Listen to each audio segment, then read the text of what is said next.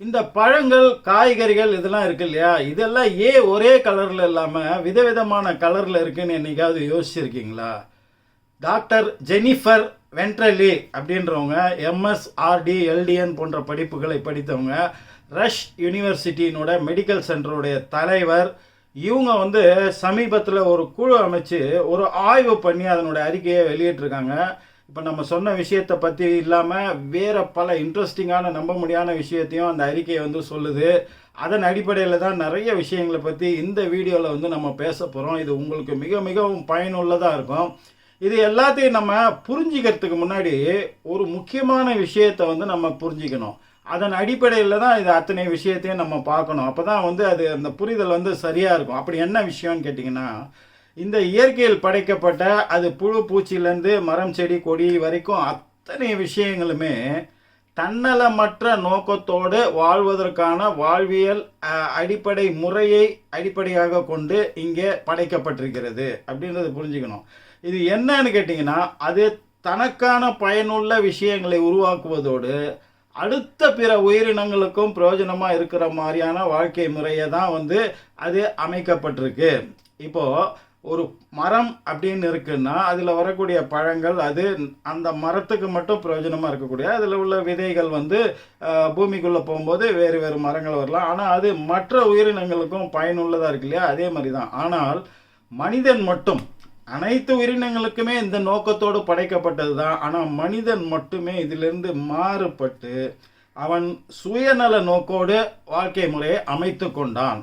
அப்போது மனிதன் அதிகபட்சம் போனீங்கன்னா சுயநலம்ன்றது தன்னை சார்ந்த, தன் குடும்பத்தை சார்ந்த, தன் இனத்தை சார்ந்த, தன் மதத்தை சார்ந்த, தன் ஜாதி மொழி நாடு அப்படின்னு அந்த சுயநலத்தோட எல்லையை விரிவு பண்ணிக்கிட்டே போகிறானே தவிர, இந்த சுயநலத்தை தாண்டி அனைவருக்கும் பொதுவான ஒரு வாழ்க்கையை வாழ்பவர்கள் விரல் விட்டு எண்ணக்கூடியவர்களாகத்தான் இருக்காங்க. ஆனால் வாழ்க்கை அப்படின்றது அனைத்து உயிரினங்களுக்கும் எப்படி படைக்கப்பட்டிருக்கோ அப்படி தான் மனிதனுக்கும் படைக்கப்பட்டிருக்கு. நம்மள 99% பேர் அதை ஃபாலோ பண்ணுறதில்ல. சரி, அது ஒரு பக்கம் இருக்கட்டும். இப்போ இந்த காய்கறிகள் பழங்கள் இது ஏன் வேறு வேறு கலரில் படைக்கப்பட்டிருக்கு அப்படின்றத நம்ம பார்ப்போம். இப்போ இந்த காய்கறிகளோ பழங்களோ இவை எப்படி உருவாகிறது? அந்த செடி கொடி மரமோ வேரிலிருந்து மண் வழியாக, இந்த பூமியின் வழியாக உறிஞ்சப்படக்கூடிய சில விஷயங்கள், அதற்கப்புறம் வளிமண்டலத்தில் உள்ள சக்திகளை உறிஞ்சுவதன் மூலமாக ஏற்படக்கூடிய சில விஷயங்கள், இது ரெண்டும் இணையும் போது, இப்போ உதாரணத்துக்கு சூரிய வெளிச்சம்ன்றது அந்த மாதிரி வளிமண்டலத்திலிருந்து உறிஞ்சப்படக்கூடிய ஒரு முக்கியமான விஷயத்தில் ஒன்று. அது மட்டுமே கிடையாது, நிறைய விஷயங்கள் அது உறிஞ்சுது. இவை இரண்டுக்கும் இடையில் ஒரு ரியாக்ஷன் ஏற்படும் போது அந்த காய்கறிகளிலோ பழங்களிலோ ஒரு புதிய புதிய விஷயங்கள் நிறைய உள்ள நடக்குதுங்க. இதுதான் இயற்கையின் மிகப்பெரிய அற்புதங்கள்ல ஒன்று. இப்போ அப்படி உருவாகும் போது சில விஷயங்கள் உருவாகுதுன்னு சொன்னோம் இல்லையா? அதில் குறிப்பாக உதாரணத்துக்கு 2 சொன்னோன்னா, ஃபைட்டோ கெமிக்கல்ஸ் அப்படின்னு ஒன்று சொல்கிறாங்க. அதாவது ஃபைட்டோ நியூட்ரியன்ஸ் அப்படின்ற ஒரு விஷயம் உருவாகுது. அதுக்கு அடுத்தது நேச்சுரல் பயோ ஆக்டிவ் காம்பவுண்ட்ஸ் அப்படின்னு ஒன்று உருவாகுது. இது ரெண்டும் மட்டும் இல்லை, நிறைய விஷயம் உருவாகுது. இது ரெண்டும் தான் மிக மிக முக்கியமானது. இது ரெண்டும் என்ன பண்ணுதுன்னா, அந்த பழமோ காய்கறிகளோ அது உறிஞ்சப்படக்கூடிய எனர்ஜிலேருந்தும் பூமியிலேருந்து எடுக்கக்கூடிய எனர்ஜிலேருந்தும் எல்லாத்தையும் ஒன்றா சேர்த்து புதிய புதிய நியூட்ரியன்ஸை அந்த காய்கறிகளுக்கும் அந்த பழங்களுக்கும் உள்ள உருவாகிறதுக்கு அது பயனுள்ளதாக இருக்குது. அப்போ குறிப்பிட்ட எனர்ஜியை உறிஞ்சும் போது அது குறிப்பிட்ட ரியாக்ஷன் பண்ணும்போது குறிப்பிட்ட ஃபைட்டோ கெமிக்கல்ஸ், ஃபைட்டோ நியூட்ரியன்ஸ், இதில் ஃபைட்டோ நியூட்ரியன்ஸ் சொன்னால் அதுலேயே பல வகைகள் இருக்குது. அதில் என்ன வகையான ஃபைட்டோ நியூட்ரியன்ஸ் அது உறிஞ்சப்படுதோ அது ஏற்படுதோ அதுக்கேற்ற மாதிரி சத்து அந்த காய்கறிகள்லையும் பழங்கள்லையும் ஏற்படும். இப்போ இது புரிஞ்சுக்கிச்சா உங்களுக்கு? இப்போ அந்த ரியாக்ஷன்ஸ் நடக்கும்போது அதனுடைய சைடு எஃபெக்டுகளாக உருவாக்கப்படக்கூடிய கலர் பிக்மெண்ட்ஸ் என்ன பண்ணுன்னு கேட்டிங்கன்னா, அந்த பழத்துக்கு ஒரு நிறத்தையும் வெளிப்புற தோலுக்கு ஒரு நிறத்தையும், சில சமயம் ரெண்டுக்கும் ஒரே மாதிரியான நிறத்தை உருவாக்கக்கூடிய நிறமிகளை உருவாக்குகிறது. அப்போது ரிவர்ஸில் பார்க்கும்போது அந்த பழங்களோ காய்கறிகளோ அதனுடைய நிறங்களை பொறுத்து அதுக்கு உள்ளுக்குள்ளே இருக்கிற சத்துக்களை நம்ம தீர்மானிக்க முடியும். உள்ளுக்குள்ளே இருக்கிற சத்துக்கள் தான் அந்த அந்த ரியாக்ஷன்ஸ், அந்த உருவாக்கம் நடைபெறும் போது விளைவாக உருவாக்கக்கூடிய பக்க விளைவாக உருவாக்கக்கூடிய அந்த நிறமிகள் மூலமாக அந்த நிறத்தை பெறுது. அப்போ நிறத்தை வச்சு நம்ம உள்ளுக்குள்ளே என்ன சத்து இருக்குது அப்படின்றத நம்ம புரிஞ்சுக்கலாம். அந்த மாதிரி பார்க்கும்போது இந்த பழங்களோ காய்கறிகளோ இது 5 வகைகளாக அறிவியலாளர்கள் பிரிக்கிறாங்க. அந்த 5 நிறங்கள் என்னன்னு கேட்டிங்கன்னா, ஒன்று வந்து ரெட்டு, ரெண்டாவது வந்து எல்லோ அண்ட் ஆரஞ்சு, மூணாவது வந்து ஒயிட் அண்ட் ப்ரௌன். இது ஒயிட் அண்ட் ப்ரௌன்னா அது சேர்ந்து ஒரே குழுவாக வந்து அவங்க பார்க்குறாங்க. அதுக்கு அடுத்தது வந்து க்ரீன், அதை தனியாக பார்க்குறாங்க. அதுக்கு அடுத்தது வந்து ப்ளூ அண்ட் பர்பிள். இப்படி 5 வகைகளாக குழுக்களாக இதை வந்து பிரிக்கிறாங்க. இப்போ இந்த நிறங்களை வச்சு அதுக்கு உள்ளுக்குள்ளே இருக்கிற சத்துக்கள் என்னென்னன்றதை வந்து இப்போ நம்ம பார்ப்போம். முதல்ல வந்து ரெட் கலர், சிகப்பு நிறத்தை முதல்ல எடுத்துக்குவோம். சிகப்பு நிறமாக என்னென்ன இருக்குது, சில எக்ஸாம்பிள் வந்து சொல்கிறேன். இதில் டாப்பில் உள்ளது வந்து தக்காளி, மிக மிக முக்கியமான பொருள். அதுக்கு அடுத்தது வந்து ரெட் கலரில் உள்ள அந்த ஆனியன். அதுக்கு அடுத்தது வந்து கேப்சிகம், அப்புறம் ரேடிஷ் சிகப்பு முள்ளங்கி, சிகப்பு கோஸ், ரெட் கலர் கேபேஜ் அப்படின்னு சொல்கிறாங்களே, ரெட் பீன்ஸ். அதுக்கப்புறம் வந்து ஸ்ட்ராபெரி இருக்குது, ஆப்பிள் இருக்குது. இந்த மாதிரி வந்து நம்ம சொல்லிக்கிட்டே போகலாம். சிகப்பு வர்ணத்தில் உள்ள பழங்கள், காய்கறிகள். இதில் என்ன இருக்குன்னு கேட்டிங்கன்னா, வைட்டமின் சியும் வைட்டமின் ஏவும் அதிக அளவில் இந்த ரெட் கலரில் உள்ள இந்த விஷயங்களில் இருக்குது. அதுக்கப்புறம் ஆன்டி ஆக்சிடென்ட்ஸ் வந்து நிறைய இருக்குது. இப்போ ஆன்டி ஆக்சிடென்ட்ஸ்னு சொன்னோன்னா அதில் பல வகைகள் இருக்குது. ஆன்டி ஆக்சிடென்ட்ஸ் ஏன் முக்கியம் அப்படின்னு கேட்டிங்கன்னா, உடலுக்குள்ளே நடக்கக்கூடிய ஆக்சிடேஷன் அப்படின்ற ப்ராசஸால் உருவாகக்கூடிய ஃப்ரீ ரேடிக்கல்ஸ் தான் வந்து தசை அணுக்களை கெட்டு போக வைக்கிறது. அதன் மூலமாக நம்ம உடல் உறுப்புகளில் கெட்டுப்போன தசை அணுக்கள் உருவாகி அந்த உறுப்பே கெட்டு போகிறதுக்கான வாய்ப்பு இருக்குது. அப்போ அந்த ஆக்சிடேஷன்ற ப்ராசஸை எதிர்த்து நிற்கக்கூடிய, அதை நல்லிஃபை பண்ணக்கூடிய, சமநிலைப்படுத்தக்கூடிய ஒரு விஷயம்தான் ஆன்டி ஆக்சிடென்ட். அந்த ஆன்டி ஆக்சிடென்ட் நம்ம சாப்பிட்ற உணவுப் பொருளில் நிறைய இருக்கணும். ஒரு விதமான ஆக்சிடேஷனுக்கு ஒரு விதமான ஆன்டி ஆக்சிடென்ட்ஸ் வந்து ஹெல்ப்ஃபுல்லாக இருக்கும்.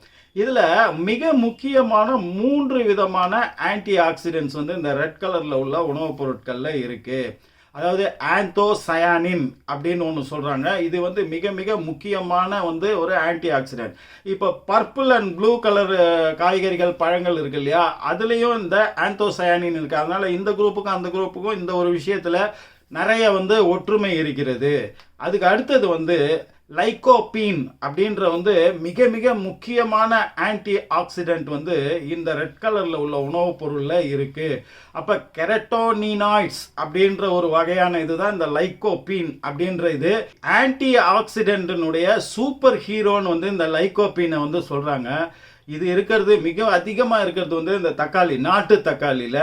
அப்போ இந்த முக்கியமான விஷயங்கள் எல்லாமே வந்து அந்த ரெட் கலரில் உள்ள உணவுப் பொருட்களில் இருக்குது. அதுக்கு அடுத்தது வந்து எல்லோ அண்ட் ஆரஞ்சு குரூப். இந்த எல்லோ அண்ட் ஆரஞ்சு குரூப்பில் என்னன்னு பார்த்தோம்னா, கேரட் இருக்குது, பைனாப்பிள் இருக்குது, பூசணி இருக்குது, மஞ்சள் பூசணி இருக்குது, அப்புறம் வழக்கம் போல் ஆரஞ்சு பழங்கள் இருக்குது, ஸ்குவாஷ் இருக்குது, இந்த மாதிரியான விஷயங்கள். அப்புறம் கார்ன்னு சொல்லக்கூடிய அந்த சோளம், இதெல்லாம் சேர்ந்தது தான் எதெல்லாம் எல்லோ அண்ட் ஆரஞ்சில் இருக்கோ. இதனோட ஸ்பெஷாலிட்டி என்னன்னு கேட்டிங்கன்னா, இதில் வைட்டமின் சி இருக்குது, வைட்டமின் ஏ இருக்குது, பொட்டாசியம் இருக்குது. அது போக இதனோட முக்கியமான விஷயம் என்னன்னு கேட்டிங்கன்னா, இட் என்ஹான்ஸ் விஷன், கண் பார்வைக்கு மிக மிக நல்லது. நம்ம உடலுடைய இம்யூன் சிஸ்டத்தை வந்து என்ஹான்ஸ் பண்ணுது, அதாவது நோய் எதிர்ப்பு மண்டலத்தை வந்து வலுப்படுத்துது அப்படின்றது. இதுக்கு மிக முக்கியமாக கருதப்படக்கூடிய 2 விஷயங்கள், ஆன்டி ஆக்சிடென்ட்ஸு மற்றது நிறைய இருக்குது. அதில் முக்கியமான 2 வந்து என்னன்னு கேட்டிங்கன்னா, ஃப்ளாவினாய்ட்ஸ் அப்படின்ற ஒரு விஷயம், ஃப்ளோலேட் ஆசிட் அப்படின்ற இந்த 2 விஷயங்கள் இதுக்குள்ள அளவுக்கு அதிகமாக இருக்குது அப்படின்றது தான் இந்த குரூப்புடைய ஸ்பெஷாலிட்டி. அப்போ ஃப்ளாவினாய்ட்ஸும் இந்த ஃபோலிக் ஆசிடும் நம்ம உடம்புக்கு நிறைய வேணும்னாக்கா இந்த எல்லோ அண்ட் ஆரஞ்சு குரூப்பில் உள்ள விஷயங்களை வந்து நம்ம சாப்பிடணும். அதுக்கு அடுத்தது வந்து எந்த குரூப்புன்னு கேட்டிங்கன்னா, ஒயிட் அண்ட் ப்ரௌன் குரூப். அப்படின்னா வெளித்தோல் வெள்ளையாகவும் உள்ள ப்ரௌனாகவும், இல்லை வெளித்தோல் ப்ரௌனாகவும் உள்ள இருக்கிற விஷயம் வெள்ளையாகவும் இருக்கும், உள்ளேயே ப்ரௌனாகவும் இருக்கும், உள்ளேயே வெள்ளையாகவும் இருக்கும். அந்த மாதிரியான குரூப்பில் உள்ள விஷயங்கள் ஒயிட் ப்ரௌன் குரூப்பில் வரும்.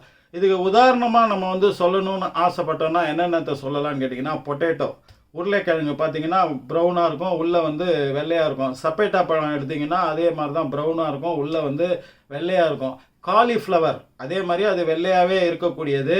அப்புறம் இந்த இதில் மிக மிக முக்கியமானது வந்து மஷ்ரூம் அப்படின்ற ஒரு இது வந்து இந்த குரூப்பில் வந்து வரும். மஷ்ரூமில் வந்து வைட்டமின் டி அதிகமாக இருக்குது. இந்த குரூப்பினுடைய மிக மிக முக்கியமாக பர்டிகுலராக சொல்ல வேண்டிய விஷயங்கள் என்னென்னா, ஆனியன் அண்ட் கார்லிக்.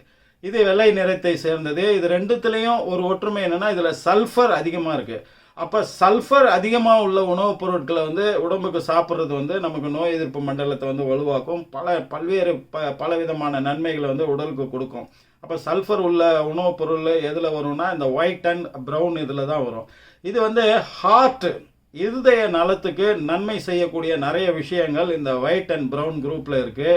அதுக்கு அடுத்தது பார்த்தீங்கன்னா இந்த கொலஸ்ட்ராலை கெட்ட கொலஸ்ட்ராலை எரித்து கொல்லக்கூடிய, அதாவது கெட்ட கொலஸ்ட்ராலை நம்ம உடலிலிருந்து வெளியேற்றக்கூடிய அழிக்கக்கூடிய வல்லமை வந்து இந்த ஒயிட் அண்ட் ப்ரௌன் குரூப்பில் வந்து இருக்குது. இதில் குறிப்பாக வைட்டமின் சி, ஏ, வைட்டமின் டி இந்த மாதிரியான விஷயங்கள் வந்து அதிகமாக இருக்குது. அடுத்தது வந்து கிரீன் பற்றி உங்கள் எல்லாத்துக்குமே தெரியும். பொதுவாகவே காய்கறிகள், கீரை வகைகள், பழங்களில் பல பழங்கள் வந்து எல்லாமே பச்சை நிறத்தை அடிப்படையாக கொண்டதாக தான் இருக்கும். இந்த பச்சை நிற குரூப்பில் வந்து ஏகப்பட்ட விஷயம் வந்து உள்ளே வரும். இதில் வந்து ஹார்ட்டுக்கு நன்மை செய்யக்கூடிய பொட்டாசியம் அப்படின்றது வந்து அதிகம் இருக்குது. அது போக இதனோட யூனிக்னஸ் தனித்தன்மை என்னன்னா வைட்டமின் கேன்றது வந்து இந்த பச்சை நிற உணவுப் பொருட்களில் தான் இருக்குது. வைட்டமின் கேன்னும் போது K1 K2 அதை சம்மந்தப்பட்ட அந்த ஃபேமிலி மொத்தமும் வரும். இந்த வைட்டமின் கே முக்கியமாக செய்கிற வேலை என்னன்னு கேட்டிங்கன்னா பிளட் கிளாட்டிங். நமக்கு அடிபட்டதுன்னா ரத்தம் வருது இல்லையா, கொஞ்ச நேரத்துலேயே அந்த ரத்தம் நின்று போகுது இல்லையா, அது ரத்தம் உறைதல் அப்படின்ற பிளட் கிளாட்டிங் அப்படின்ற வேலையை செய்ய வைக்கிறது இந்த வைட்டமின் கே மாதிரி விஷயம். அப்போ அந்த ரத்த ஓட்டத்தை சுத்திகரிப்பு பண்ணுவதும் அந்த ரத்தம் உறைதல் அப்படின்ற முக்கியமான விஷயத்தை பண்ணுவதும் இருதய நலத்துக்கான விஷயங்கள், அப்புறம் விஷன் கண் பார்வை கண் சம்பந்தப்பட்ட விஷயங்களுக்கு நன்மை செய்வது, இப்படி ஏராளமான ஏகப்பட்ட நல்ல விஷயங்களை வந்து போனு நம்மளுடைய பற்களுடைய பலத்துக்கும் நம்மளுடைய எலும்புகளுடைய பலத்துக்கும் இந்த மாதிரியான ஏகப்பட்ட நல்ல விஷயங்கள் இந்த கிரீன் சம்பந்தப்பட்ட கலர் சம்பந்தப்பட்ட உணவுப் பொருட்களில் வந்து இருக்கு. இதில் என்னென்ன இருக்கு அப்படின்னு கேட்டிங்கன்னா இதில் வந்து ஆன்டி ஆக்சிடென்ட்ஸ் எக்கச்சக்கமாக இருக்கு, ஃபைபர் கண்டென்ட் வந்து எக்கச்சக்கமாக இருக்கு, அதுக்கப்புறம் அயன் அதிகமாக இருக்கு, வைட்டமின் சி இருக்கு, வைட்டமின் ஏ இருக்கு, பி விட்டமின்ஸ்னோட அந்த ஃபேமிலி அந்த குரூப் வந்து அதிகமாக இருக்குது. இப்படி எக்கச்சக்கமான நிறைய விஷயங்கள் இதை சொல்லிக்கிட்டே போகலாம். அப்போ கிரீன் உள்ள விஷயத்தை பார்த்தீங்கன்னா அதை மறக்காமல் நீங்கள் சாப்பிடணும். அடுத்தது வந்து பர்பிள் அண்ட் ப்ளூ குரூப். இதில் பார்த்தீங்கன்னா பெர்ரிஸ் அப்படின்னு சொல்லக்கூடிய பழ வகைகள். இப்போ உதாரணத்துக்கு எடுத்துக்கிட்டிங்கன்னா திராட்சை பழத்தில் ஆரம்பித்து நாவல் பழம் வரைக்கும் அந்த ப்ளூ பர்பிள் கலரில் என்னென்ன இருக்கோ அது எல்லாத்தையும் நம்ம சேர்த்துக்கலாம். காய்கறிகள்லேயும் வந்து நிறைய இருக்குது. இப்போ அதுக்கு அடுத்தது பார்த்திங்கன்னா இந்த தர்பூசணி பழம் கூட இந்த கலரில் வந்து வரும். இது மாதிரியான விஷயங்கள் ஏகப்பட்ட விஷயங்கள் வந்து இதில் இந்த மாதிரியான குரூப்பில் இருக்குது. இதை சாப்பிடுவதன் மூலமாக முக்கியமாக என்ன நடக்குதுன்னு கேட்டிங்கன்னா நமக்கு இந்த யூரினரி ட்ராக் இன்ஃபெக்ஷன்ஸ் ஏற்படாமல் நம்மளை பாதுகாக்குது. அதுக்கப்புறம் உடலுடைய இம்யூன் சிஸ்டத்தை அதிகப்படுத்தக்கூடிய ஆன்டி ஆக்சிடென்ட்ஸ் ஆந்தோசயானின் அப்படின்ற விஷயம் வந்து இதில் அதிகமாக இருக்குது. ஸோ நமக்கு அந்த சிறுநீரக கோளாறுகள் சிறுநீர் போகிற பாதையில் உள்ள பிரச்சனைகளை தீர்க்கணும்னா இந்த குரூப்பில் உள்ள காய்கறிகள் பழங்களை வந்து அதிகமாக சாப்பிடணும். அப்புறம் மிக யூனிக்காக தனித்துவமாக இதுக்கு என்ன விஷயம் இருக்குன்னு கேட்டிங்கன்னா பிரெயினுடைய மெமரி பவரை அதிகரிக்கக்கூடிய தன்மை வந்து இந்த குரூப்பை சார்ந்த காய்கறிகள் பழங்களுக்கு வந்து இருக்குது. அதுக்கப்புறம் நம்ம வயதாகும் தன்மையை தள்ளி போடக்கூடியது. நமக்கு வந்து இளமையிலே வயதான தோற்றம் வருவதை தடுப்பதற்கும் வயதான பின்பும் இளமை தோற்றத்தில் இருக்கிறதுக்கும் இந்த குரூப்பில் உள்ள காய்கறி பழங்களை வந்து நம்ம அதிகமாக சாப்பிடணும். இப்போ இதுதான் அந்த 5 வகையான பழங்கள் காய்கறிகளோட நிறங்கள் பற்றின விஷயம். இப்போ நம்ம சொல்ல போகிற விஷயம்தான் அந்த ஜெனிஃபர் வென்ட்ரலே சொன்ன விஷயங்களே அடிப்படையாக கொண்டது. நம்பர் 1 ஃபர்ஸ்ட் திங் என்னன்னா, இப்போ இந்த கலர் செலக்ட் பண்ணுறதுக்கு முன்னாடி அது எந்த கலராக உள்ள உணவுப் பொருளாகவே இருந்தாலுமே வைப்ரண்ட்டாக இருக்கா பிரைட்டாக இருக்கா அப்படின்னு டல்லாக இருக்கிற கலர்களை அவாய்ட் பண்ணிவிட்டு பிரைட் கலர்ஸில் இருக்கிற எந்த ஒரு காய்கறிகளும் பழங்களையும் நம்ம வந்து சேர்த்துக்கலாம். இது நம்பர் 1 பாயிண்ட்டு. நம்பர் 2 என்னன்னு கேட்டிங்கன்னா ஒரே கலரில் உள்ள 2 விஷயங்களை வந்து ஒன்றா சேர்த்து வந்து நம்ம சாப்பிட்றத கொஞ்சம் அவாய்ட் பண்ணலாம். ஒரு நாளைக்கு நம்ம சாப்பிட்ற உணவுப் பொருட்களை இந்த 5 குரூப்பில் உள்ள உணவுப் பொருட்கள் கலந்து இருக்கா, அதிகமாக ஒன்று விட்டுட்டு ஒன்று சாப்பிட்ற மாதிரி இல்லை, ஒரே கலரில் உள்ள பொருட்களை அதிகமாக சாப்பிட்ற மாதிரியான விஷயம் இல்லாமல் எல்லா கலரில் உள்ள பொருட்களையும் நம்ம மிக்ஸ் பண்ணி உடலுக்கு போகிற மாதிரி பார்த்துக்கிட்டோமா அப்படின்னு பார்த்துக்கிறது கொஞ்சம் முக்கியமான விஷயம். அதுலேயே வந்து ஸ்டார்ச் அதிகமாக உள்ள குரூப்பில் உள்ள 2 உணவுப் பொருட்களை நம்ம சேர்த்து வந்து சாப்பிடக்கூடாது. இப்போ கிழங்கு வகைகள் எடுத்துக்கலாங்க வச்சுங்களேன், பொட்டேட்டோ மாதிரி அதில் வந்து ஸ்டார்ச் அதிகமாக இருக்குது. அப்போது இந்த இடத்துல கார்ன் சோளம் அதுலேயும் வந்து ஸ்டார்ச் அதிகமாக இருக்குது. இப்போ இது 2ஐயும் ஒன்றா சேர்த்து சாப்பிட்றத வந்து நம்ம அவாய்ட் பண்ணணும். இந்த மாதிரி 2 விஷயங்கள் ஃபேட் அதிகமாகவோ இந்த மாதிரி ஸ்டார்ச் அதிகமாக உள்ள உணவுப் பொருட்களை சேர்த்து நம்ம சாப்பிட்றத அவாய்ட் பண்ணலாம். ஆனால் நார்ச்சத்து உள்ள பொருட்களை நம்ம 2ம் இணைச்சி வந்து சாப்பிடலாம். அப்போ நம்பர் 2 வந்து இதில் உள்ள கலர் அத்தனையும் உள்ள உணவுப் பொருட்கள் கொஞ்சம் கொஞ்சமாவது உடம்புக்குள்ளே போகுதா அப்படின்றத பார்க்கணும். அப்புறம் காய்கறிகள் அப்படின்றத வந்து மேக்சிமம் வந்து நம்ம ஹாஃப் பாயிலில் வேக வைக்கிறது. அதை வேக வைக்காமல் அப்படியே சாப்பிட்றது மிக மிக நல்லது. அப்படி இல்லைன்னா ஹாஃப் பாயிலில் குக் பண்ணி சாப்பிட்றது நல்லது. முடிந்த வரைக்கும் ஆயிலில் ஃப்ரை பண்ணாமல் இருக்கிறது வந்து நல்லது. ஸ்டீம் பண்ணுறது, ஆவியில் வேக வைக்கிறது வந்து மிக நல்லது. இந்த மாதிரியான விஷயங்கள் அதை முழுக்க குக் பண்ணிட்டோம்னா அதில் உள்ள உயிர் சத்துக்கள் வந்து நமக்கு முழுமையாக கிடைக்காம போயிடும். சீசனில் என்னென்ன காய்கறிகள் பழங்கள் கிடைக்குதோ அதை அதிகமாக சாப்பிட்ற பழக்கத்தை வச்சுக்கணும். இப்போ நமக்கு பிடிக்குதேன்றதுக்காக அந்த சீசனுக்கு வராத காய்கறிகள் பழங்களை போய் நம்ம சாப்பிடுவது நல்லதல்ல. ஏன்னா இயற்கைக்கே தெரியும் இந்த சீசனுக்கு மனிதனுக்கு இந்த உணவுகள் தான் தேவைப்படும்னா அதை தான் அதிகமாக அது வந்து இப்போ ப்ரொடியூஸ் பண்ணும். அப்போ சீசனுக்கு என்ன ஏற்ற மாதிரி சீசனுக்கு என்ன காய்கறிகள் பழங்கள் வந்து மார்க்கெட்டில் அதிகமாக வருதோ அதை சாப்பிடும் பழக்கத்துக்கு நம்ம மாறி வர வேண்டும். அதுக்கு அடுத்து ஜெனிஃபர் சொல்கிற முக்கியமான விஷயம் என்னென்னா, நம்ம சாப்பாடு தட்டு இருக்கு இல்லையா, அந்த தட்டினுடைய முக்கால் பாகத்துக்கு வந்து நம்ம இந்த மாதிரி வெஜிடபிள்ஸ், பல கலர்ஸ் உள்ள வெஜிடபிள்ஸ், ஒரே கலர் இல்லாமல் விதவிதமான கலர் உள்ள விதவிதமான வெஜிடபிள்ஸை வந்து முக்கால் தட்டுக்கு ஃபில் பண்ணி அந்த கால் தட்டில் தான் வந்து சாதத்தையோ ஸ்டார்ச் அதிகமாக உள்ள உணவுகளையோ வந்து நம்ம சேர்த்துக்கணும் அப்படின்னு சொல்கிறாங்க. அப்புறம் ஒரு நாளைக்கு 9 சர்விங்ஸ் ஆஃப் வெஜிடபிள்ஸ், ஒரு சர்விங்ஸ்னால் ஒரு கப்பு உள்ள ஒரு காய்கறிகள் அப்படின்னு வச்சிங்களா, அந்த மாதிரி ஒரு நாளைக்கு குறைந்தபட்சம் 9 சர்விங்ஸ் வந்து நம்ம சாப்பிடணும் அப்படின்றாங்க. அவ்வளோ சாப்பிட முடியாதுன்னாலும் நம்ம 3 வேளை சாப்பிடும்போது இந்த மாதிரி அதிகமான பல கலர் உள்ள வெஜிடபிள்ஸ் வந்து நம்ம மிக்ஸ் பண்ணி சாப்பிடலாம். அப்படி முக்கால் பாகம் வந்து காய்கறிகளும் கால் பாகம் சாதமும் சாப்பிட்டு முடித்த பிறகு இந்த மீல்ஸுக்கும் மத்தியான லஞ்சுக்கும் நைட்டு டின்னருக்கும் இடையில ஸ்நாக்ஸ் பீரியடில் வந்து நம்ம வந்து இந்த ஃப்ரூட்ஸுங்களை வந்து நம்ம சாப்பிடலாம். அப்போ ஸ்வீட் சாப்பிடணும் அப்படின்ற கிரேவிங்ஸை வந்து நம்ம அதுலேருந்து விடுபட்டு வெளியே வந்துட்டு ஸ்வீட் சாப்பிட்றதுக்கு பதிலாக நாக்குக்கு அந்த இனிப்பு சுவை கொடுக்கக்கூடிய இந்த பழங்களை வந்து மீல்ஸ் சாப்பிட்டதுக்கப்புறம், லஞ்சு சாப்பிட்டதுக்கப்புறம் ஒரு 2-3 மணி நேரம் கேப்பில் வந்து நீங்கள் இந்த மாதிரி ஃப்ரூட்ஸை வந்து இனிப்பு சுவையை வந்து உங்களுடைய நாக்குக்கு கொடுக்கறது வந்து மிக மிக நல்லது. இவையெல்லாம் தான் முக்கியமாக இந்த ஜெனிஃபர் வந்து அவங்களோட அறிக்கையில் வந்து சொல்கிறாங்க. இந்த விஷயத்தை உங்களுடைய நண்பர்களுக்கும் இதை வந்து தெரியப்படுத்துங்க. அடுத்து ஒரு நல்ல தகவலோடு உங்களை சந்திக்கிறேன். அதுவரை உங்களிடமிருந்து விடைபெறுவது உங்கள் AJH. நன்றி.